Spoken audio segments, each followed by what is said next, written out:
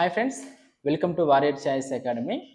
మనం ప్రీవియస్ క్లాస్లో APSC group 2 mains top 20 expected model పేపర్స్లోని 6వ మోడల్ పేపర్లో క్వశ్చన్ నెంబర్ 101 to 125 ఎక్స్ప్లెయిన్ చేసుకున్నాము. ఈ వీడియోలో 126వ ప్రశ్న నుంచి 150 వరకు ఉన్న ఎంసీక్యూస్ని ఎక్స్ప్లెయిన్ చేసుకోబోతున్నాం. చూడండి, మనం చెప్పుకునే ఎంసీక్యూస్ అనేవి మార్కెట్లోకి మనం రిలీజ్ చేసినటువంటి మోడల్ పేపర్స్. పేపర్ 1లో ఉన్న ఎంసీక్యూస్ అనేవి మనం చెప్పుకుంటున్నాము. ఇప్పటి వరకు మనము 6 మోడల్ పేపర్లలో ఏపీ హిస్టరీ మరియు పాలిటీ వీటికి సంబంధించిన బిట్స్ అనేవి ఎక్స్ప్లెయిన్ చేసుకుంటున్నాము. ఇది మనకు పాలిటీకి సంబంధించినటువంటి ఎంసీక్యూస్ ఎక్స్ప్లెనేషన్ వీడియో. ఓకేనా? Model paper 6 part 3. ఈ మోడల్ పేపర్స్ అనేవి ఎవరికైనా కావాలి అని అనుకుంటే మీకు ఈ మోడల్ పేపర్స్ని మీ యొక్క ఇంటి వద్దకే పోస్టల్ ద్వారా పంపించడం జరుగుతుంది. కావలసిన వాళ్ళు 9100140284 ఈ నెంబర్కి మీరు వాట్సాప్లో మీ యొక్క డీటెయిల్ అడ్రస్ పంపిస్తే ఈ బుక్స్ మీకు పంపించడం జరుగుతుంది. వీటితో పాటు మనకు మ్యాగజైన్స్ కూడా ఉన్నాయండి. ఈ మ్యాగజైన్స్ అనేవి సెకండ్ పేపర్లో సైన్స్ అండ్ టెక్నాలజీకి సంబంధించి మే నెల నుంచి అందుబాటులో ఉన్నాయి. మే నెల నుంచి సెప్టెంబర్ నెల వరకు 5 నెలల మ్యాగజైన్స్. ఇవి కూడా మీ ఇంటి వద్దకే పోస్టల్ రూపంలో పంపించడం జరుగుతుంది. ఓకేనా? చూడండి, ఇప్పుడు మనం మోడల్ పేపర్ 6లో ఉన్నాము. మోడల్ పేపర్ 6లో పార్ట్ 3 అంటే క్వశ్చన్ నెంబర్ 126 నుంచి మనం చెప్పుకోబోతున్నాం. 126 నుంచి 150 ఇది మనకు పాలిటీకి సంబంధించినటువంటి క్లాస్. Question number 126. చూడండి, రాజ్యాంగ సవరణ చట్టం 74వ రాజ్యాంగ సవరణ చట్టం 1992కు సంబంధించి ఈ క్రింది వివరణలను పరిశీలింపుము. ఈ చట్టం ఏర్పాటు చేయునది. చూడండి, మనకు 73వ రాజ్యాంగ సవరణ, 74వ రాజ్యాంగ సవరణ. 73వ రాజ్యాంగ సవరణ ద్వారా 11వ షెడ్యూల్ చేర్చారు. 74వ సవరణ ద్వారా 12వ షెడ్యూల్ చేర్చారు.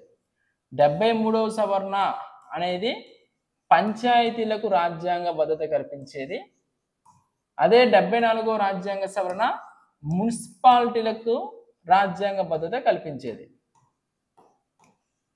పివి నరసింహారావు గారు ప్రధానమంత్రిగా ఉన్న సమయంలో 73-74 రాజ్యాంగ సవరణ రావడం జరిగింది. ఇప్పుడు 74వ సవరణ చట్టం ద్వారా ఏమున్నాయని చెప్పారు. 3 అంచెల మున్సిపాలిటీ. చూడండి, పంచాయతీలలో అయితే మనకు పంచాయతీ, మండల పరిషత్, జిల్లా పరిషత్ 3 అంచెలు ఉన్నాయి. అదే 74వ సవరణ మున్సిపాలిటీ ద్వారా 5 అంచెలు. మెట్రోపాలిటన్ నగరాలు, నగరపాలక సంస్థలు, మున్సిపల్ కౌన్సిల్స్, నగర పంచాయతీలు, టౌన్షిప్లు, ఇలా 5 ఉన్నాయి. మనకి 243S ప్రకారము, మనకి 243Q ప్రకారము ఈ మున్సిపాలిటీలు 5 అంచెలు. సో మనకు 3 ఇచ్చారు, అది రాంగ్. వార్డు కమిటీలు ఉన్నాయా లేవా? ఉన్నాయి. వార్డు కమిటీలు ఉన్నాయి. 3 లక్షల కంటే ఎక్కువ జనాభా ఉన్న చోట్ల వార్డు కమిటీలు అనేది ఏర్పాటు చేయాలి. 243S కిందకి వస్తుంది మనకి. ఇది మనకు 243Q. సో వార్డు కమిటీలు ఓకే. జిల్లా ప్రణాళిక సంఘం, జిల్లా ప్రణాళిక బోర్డు ఉంది, 243ZD. మున్సిపాలిటీ చైర్పర్సన్ను ప్రత్యక్ష ఎన్నిక. చూడండి, మున్సిపాలిటీ చైర్పర్సన్ ప్రత్యక్ష ఎన్నిక కాదండి, అది పరోక్ష ఎన్నిక. కౌన్సిలర్లు అందరూ కలిసి కూడా ఎన్నుకుంటారు. అయితే ఇక్కడ చైర్మన్ ఎన్నిక పద్ధతి ప్రత్యక్షంగా ఉండాలా, పరోక్షంగా ఉండాలా అని 74వ సవరణ చెప్పలేదు. ఆ రాష్ట్ర శాసనసభకి వదిలేశారు. సో ఇది రాంగ్. మనకి ఇక్కడ 2, 3 మాత్రమే కరెక్ట్. 2 మరియు 3 ఆప్షన్ బి. 126 దానికి ఆన్సర్ బి. Question number 127. ఈ క్రింది వాణిలో ఏవి కేంద్ర పాలిత ప్రాంతాల ఏర్పాటు గల కారణాలు? మనకు కేంద్ర పాలిత ప్రాంతాలు ఉన్నాయి, 8 కేంద్ర పాలిత ప్రాంతాలు ఉన్నాయి. ఎందుకని ఏర్పాటు చేస్తాము అంటే గిరిజన ప్రజల యొక్క ప్రత్యేక ఆదరణ, సాంస్కృతిక విశిష్టత, వ్యూహాత్మక ప్రాధాన్యత, వెనకబడిన ప్రజల యొక్క సంరక్షణ. ఈ అంశాలన్నిటిని దృష్టిలో పెట్టుకునే ఒక ప్రాంతాన్ని కేంద్ర పాలిత ప్రాంతంగా ఏర్పాటు చేస్తారు. ఆ కేంద్ర పాలిత ప్రాంతం వ్యూహాత్మకంగా ప్రాముఖ్యత గాంచిందైనా ఉండాలి, సాంస్కృతిక విశిష్టత కలిగినదై ఉండాలి, గిరిజన ప్రజల యొక్క ప్రత్యేక ఆదరణ ఉన్న ప్రాంతాలైనా ఉండొచ్చు, వెనకబడిన ప్రజల యొక్క సంరక్షణ అయినా అయ్యి ఉండొచ్చు. ఈ లక్షణాలను బేస్ చేసుకుని కేంద్రపాలిత ప్రాంతాలను సహజంగా ఏర్పాటు చేస్తూ ఉంటారు. మనకు ఫస్ట్లో కేంద్రపాలిత ప్రాంతాలు అనే భావన లేదు. Part A, part B, part C, part D ఇలా ఉండేవి. అయితే ఫజల్ అలీ కమిషన్, రాష్ట్రాల పునర్వ్యవస్థీకరణ కమిషన్ అనేటువంటి ఫజల్ అలీ కమిషన్ ఫస్ట్లో మనకి 1956లో 16 రాష్ట్రాలు 3 కేంద్రపాలిత ప్రాంతాలు ఏర్పాటు చేయాలని కేంద్రానికి సిఫార్సు చేస్తే 1956లో 14 రాష్ట్రాలు 6 కేంద్రపాలిత ప్రాంతాలను ఏర్పాటు చేయడం జరిగింది. 14 రాష్ట్రాలు 6 కేంద్రపాలిత ప్రాంతాలు. నెక్స్ట్ క్వశ్చన్ నెంబర్ 127 దానికి ఆన్సర్ ఇది కూడా రాజకీయ మరియు పరిపాలన పర్యాలోచనలు అంటే రాజకీయంగా పరిపాలన పరంగా అన్నింటిని దృష్టిలో పెట్టుకొని ఆ ప్రాంతాన్ని కేంద్రపాలిత ప్రాంతాన్ని ఏర్పాటు చేస్తారు.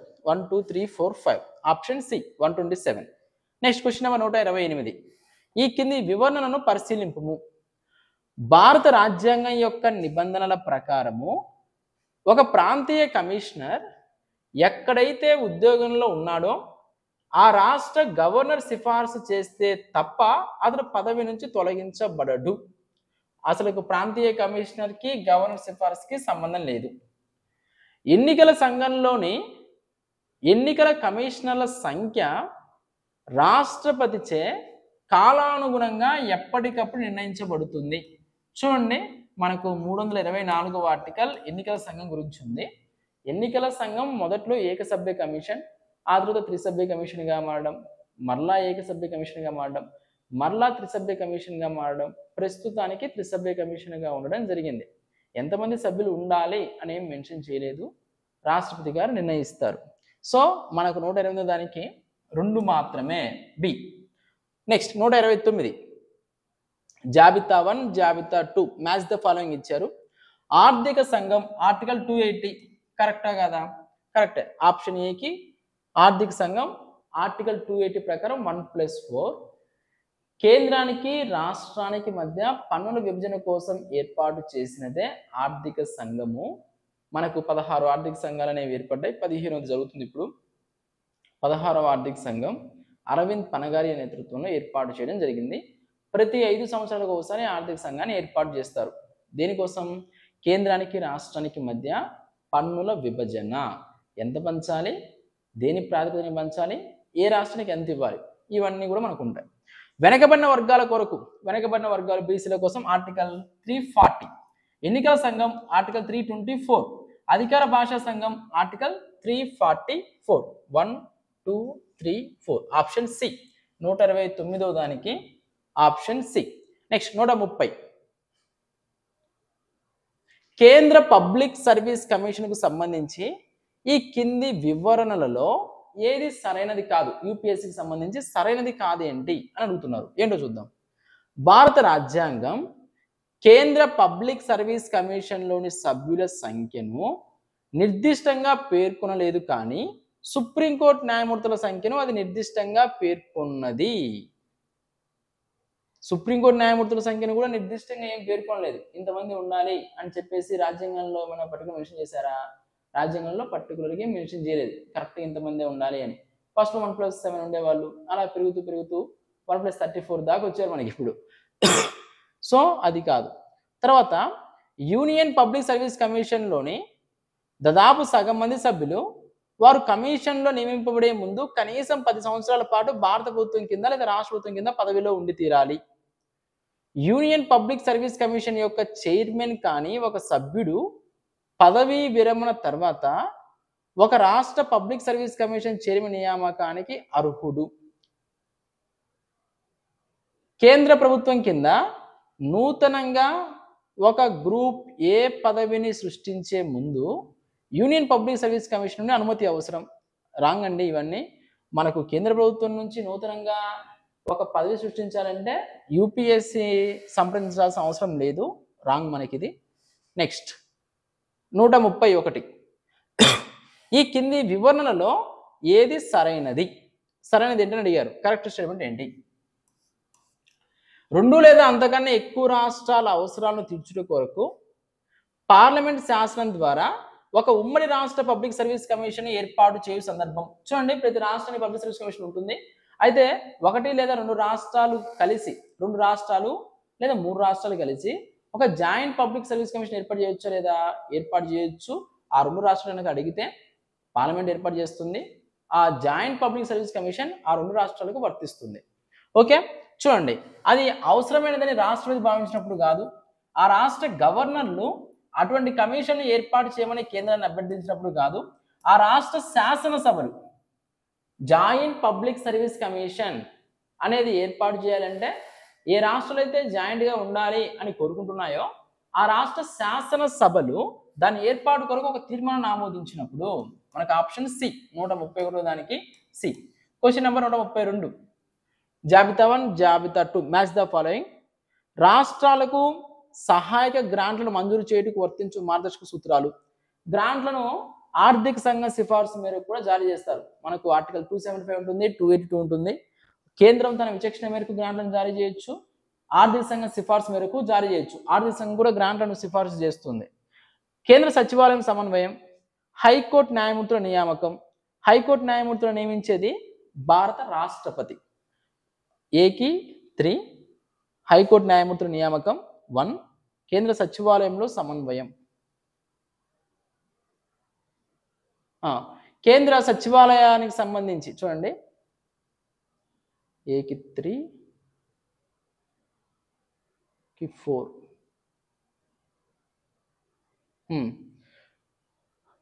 కేంద్ర సచివాలయానికి సంబంధించి క్యాబినెట్ కార్యదర్శి చూసుకుంటారు.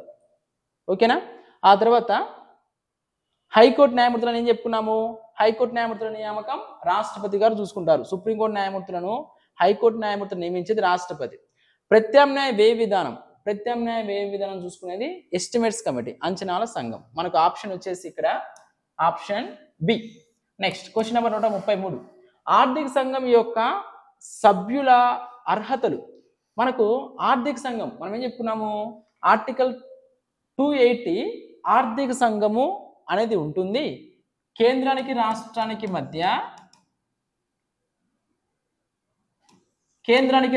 మధ్య పన్నుల విభజన చేస్తూ చెప్పుకున్నాం. మనకు కేంద్ర ఫైనాన్స్ కమిషన్ చట్టము అని ఒక చట్టం ఉంది 1951లో.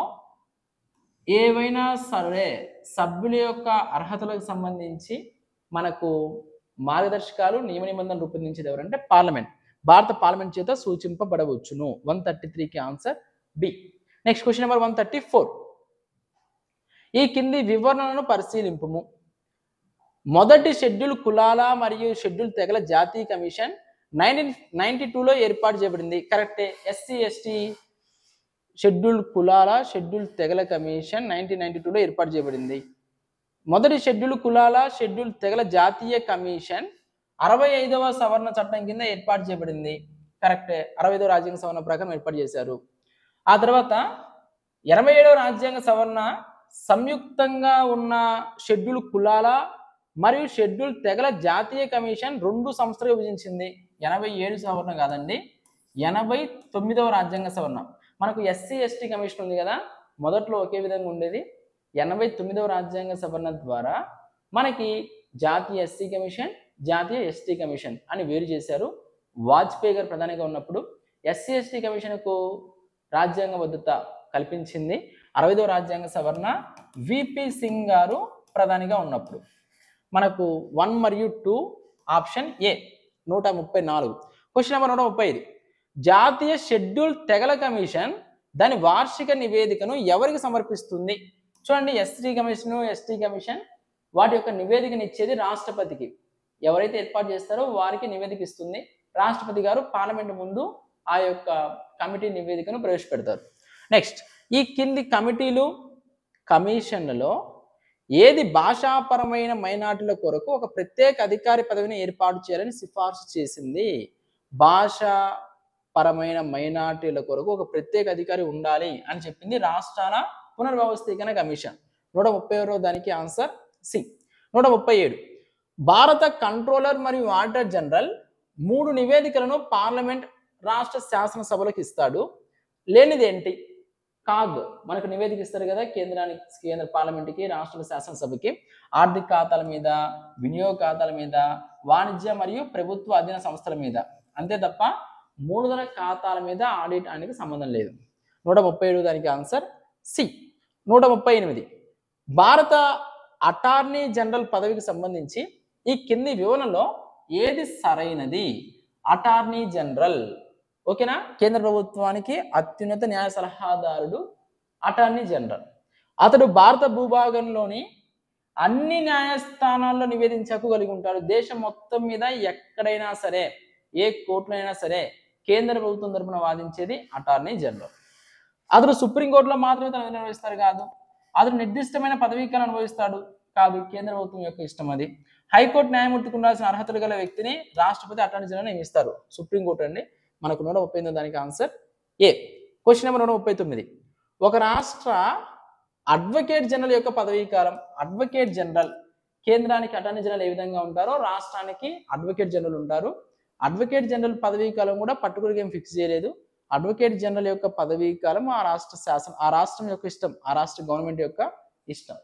తర్వాత కేంద్ర రాష్ట్ర కోశపరమైన సంబంధాల్లో ఆర్థిక సంఘం యొక్క పాత్ర దీని ద్వారా బలహీనపరచబడినది.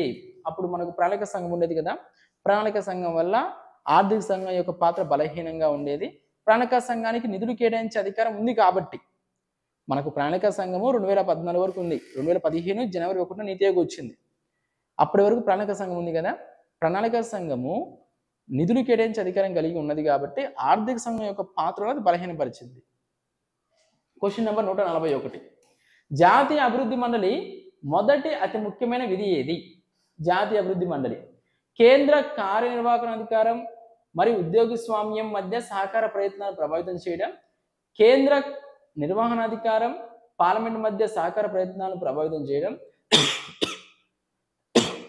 ప్రణాళిక లక్ష్యాలను సాధించడం మరియు పాలనా సామర్థ్యాన్ని పెంపొందించడం, కేంద్ర ప్రభుత్వం, ప్రణాళిక సంఘం మరియు రాష్ట్ర ప్రభుత్వాల మధ్య ప్రణాళికకు సంబంధించిన ప్రయత్నాలను ప్రభావవంతంగా సమన్వయం చేయడం. మనకు అదేనండి ఆన్సర్. ఏంటి అంటే ఆప్షన్ డి. మనకి జాతీయ అభివృద్ధి మండలి ఎన్డీసీ అనేది ఉండేది. అది ఒకవైపు కేంద్రానికి, ఒకవైపు మనకి అప్పుడు ఇంకా ప్రణాళిక సంఘం ఉండేది, ప్రణాళిక సంఘానికి మరియు రాష్ట్ర ప్రభుత్వాలకు మధ్య ప్రణాళికలకు సంబంధించిన యత్నాలను ప్రభావితంగా సమన్వయం చేసేది national development council NDC. Next ఈ కింది వ్యాఖ్యలను పరిశీలించండి. జాతీయ మానవ హక్కుల కమిషన్ ఒక రాజ్యాంగబద్ధ సంస్థ కాదు. తప్పు. ఎందుకంటే మానవ హక్కుల కమిషన్ ఎన్హెచ్ఆర్సీ అనేది రాజ్యాంగబద్ధ సంస్థ. జాతీయ మానవ హక్కుల కమిషన్ ఒక చట్టబద్ధ సంస్థ. చట్టబద్ధ సంస్థ కాదు, మానవ హక్కుల సంఘం.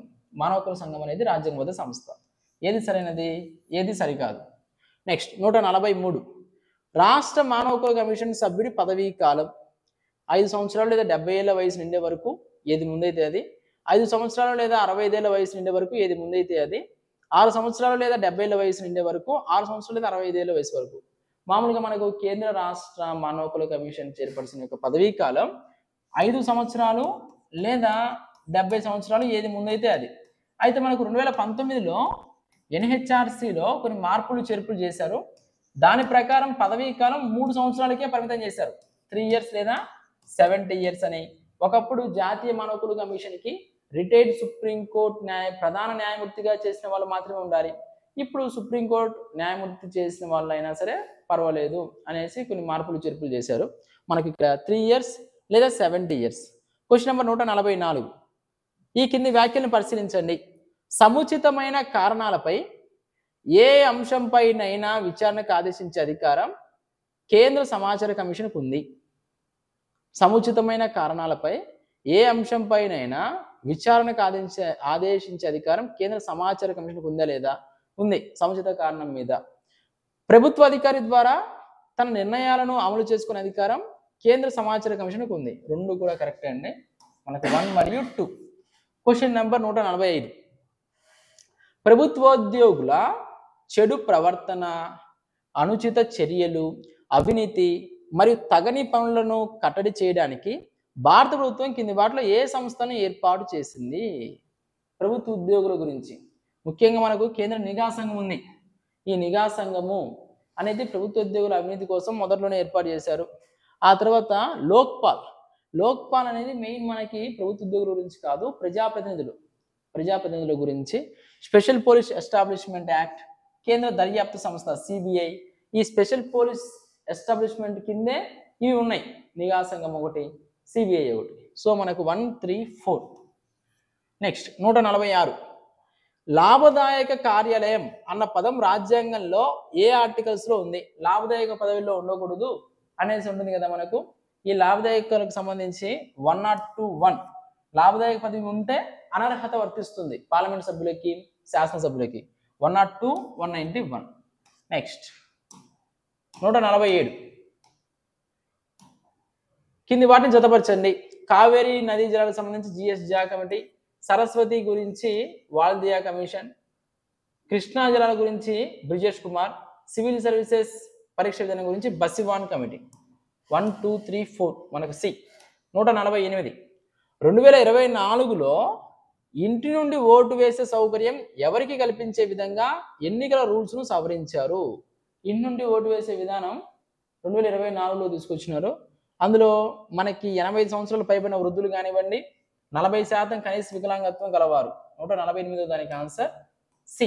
Question number 149. రాష్ట్ర పార్టీగా గుర్తింపు పొందాలంటే కావలసిన అర్హతలలో సరైనవి ఏంటి?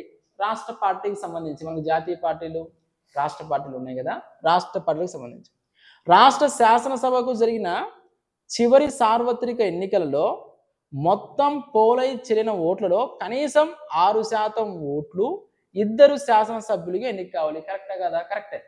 మినిమం 6% ఓట్లైనా ఉండాలి, 6% ఓట్లు ఇద్దరు ఎమ్మెల్యేలైనా ఉండాలి. నెక్స్ట్, లోక్సభకు జరిగిన చివరి ఎన్నికలలో రాష్ట్రంలో మొత్తం పోలై చెల్లిన ఓట్లలో 6% ఓట్లు మరియు ఒక అభ్యర్థి లోక్సభకి ఎన్నిక కావడం. ఇది కూడా కరెక్టే. 6% ఓట్లు లోక్సభకి మరియు ఒక ఎంపీ అయినా ఉండాలి. నెక్స్ట్, గత చివరి శాసనసభ ఎన్నికలలో రాష్ట్ర శాసనసభ మొత్తం సీట్లలో కనీసం 3% సీట్లను, అంటే టోటల్గా ఇప్పుడు మనకు ఆంధ్రప్రదేశ్లో 175 అనుకోండి, 175లో 3% అని, మొత్తం టోటల్ సీట్లలో 3% సీట్లను లేదా అట్లీస్ట్ 3 సీట్లను గెలుపొంది ఉండాలి. ఏది ఎక్కువైతే అది పరిగణలో తీసుకుంటారు. గత చివరి లోక్సభ లేదా రాష్ట్ర శాసనసభ ఎన్నికలలో ఆ పార్టీ రాష్ట్రం మొత్తం పోలై చెల్లిన ఓట్లలో కనీసం 8% ఓట్లను సాధించాలి. ఇది కూడా ఉంది. ఈ పాయింట్ లేదనుకుంటారు, అందరూ 6% ఓట్లు అనుకుంటాం, కానీ ఈ పాయింట్ కూడా మనకు ఉంది. ఈ 1, 2, 3, 4 ఇవన్నీ ఉంటే మనకి రాష్ట్రపతి గుర్తింపుని ఇస్తారు. తర్వాత 150. జాతీయ పార్టీ హోదా పొందడం వలన వచ్చే లాభాలు. మనకు జాతీయ పార్టీలు ఉన్నాయి, 6 పార్టీలు ఉన్నాయి. కాంగ్రెస్ పార్టీ, బీజేపీ పార్టీ, అదేవిధంగా BSP party, CPM, Aam Aadmi party, National People's Party. ఈ 6 పార్టీలు జాతీయ పార్టీలుగా ఉన్నాయి. జాతీయ పార్టీ హోదా పొందడం వల్ల ఏం లాభాలు ఉన్నాయి అంటే, జాతీయ పార్టీ ఎన్నికల గుర్తు ఎవరికి ఇవ్వరు. ఇప్పుడు సపోజ్ మనకు రాష్ట్రపతిలో అనుకోండి, సైకిల్ గుర్తుంది. ఆంధ్రప్రదేశ్లో టీడీపీకి సైకిల్ గుర్తుంది, ఉత్తరప్రదేశ్లో సమాజ్వాదీ పార్టీకి సైకిల్ గుర్తుంది. అలా రాష్ట్రపతి కాబట్టి కేటాయించారు. అదే జాతీయ పార్టీ అయితే కేటాయించరు. ఓటర్ల జాబితా 2 కాపీలు ఉచితంగా ఇస్తారు. డిడి, రేడియో తదితర ప్రభుత్వ ప్రసార మాధ్యమాల్లో ఉచితంగా ప్రచారం చేసుకునే అవకాశం. నామినేషన్ సమయంలో అభ్యర్థికి ప్రతిపాదకులు ఇద్దరు అవసరం లేదు, ఒక్కరున్నా చాలు. అదేవిధంగా 40 మంది స్టార్ క్యాంపెయినర్లు ఉంటారు. వాళ్ళ యొక్క ఎన్నికల వ్యయాన్ని ఇందులో వ్యయ పరిమితిలో చేర్చరు. విమాన టికెట్లు కూడా ఒక 34 దాకా ఫ్రీగా ఇవ్వడం జరుగుతుంది. ఇలా జాతీయ పార్టీ హోదా కలిగిన వాళ్ళకి లభించే సదుపాయాలు ఇవి. ఇది మనకు 150 ప్రశ్న, ఆప్షన్ డి. ఇవి మనకు మోడల్ పేపర్ 6లో ఉన్నటువంటి అంశాలు. మనకి పేపర్ 1లో ఇప్పటి వరకు మనం 6 మోడల్ పేపర్లకు సంబంధించిన వీడియోస్, ఒక్కొక్క మోడల్ పేపర్ నుంచి 6 వీడియోస్ అనేవి అప్లోడ్ చేసుకున్నాము. 6x6 36 వీడియోలు అనేవి మన యూట్యూబ్ ఛానల్ అందుబాటులో ఉన్నాయి. ఎవరైనా ఇంకా మన యూట్యూబ్ ఛానల్ సబ్స్క్రైబ్ చేసుకోకపోతే సబ్స్క్రైబ్ చేసుకోండి. మన యూట్యూబ్ ఛానల్లో మోడల్ పేపర్స్ ఎక్స్ప్లెనేషన్, అదేవిధంగా సైన్స్ అండ్ టెక్నాలజీకి సంబంధించి మనకు మ్యాగజైన్లో ఉన్న అంశం డీటెయిల్గా ఎక్స్ప్లెయిన్ చేస్తున్నాము. మరియు ఎకానమీకి సంబంధించి తెలుగు అకాడమీలో ఉన్న అంశాలను ఎక్స్ప్లెయిన్ చేస్తూ వీడియోస్ అనేవి మన యూట్యూబ్ ఛానల్లో అప్లోడ్ చేస్తున్నాం. ఈ మోడల్ పేపర్స్ కానివ్వండి, అదేవిధంగా మ్యాగజైన్స్ కానివ్వండి, ఎవరికైనా కావాలి అనుకుంటే మీ యొక్క డీటెయిల్ అడ్రస్ని 9100140284 ఈ నెంబర్కి పంపిస్తే మీ ఇంటి వద్దకే ఈ మ్యాగజైన్స్ అనేవి బుక్స్ అనేవి పంపించడం జరుగుతుంది. Thank you very much.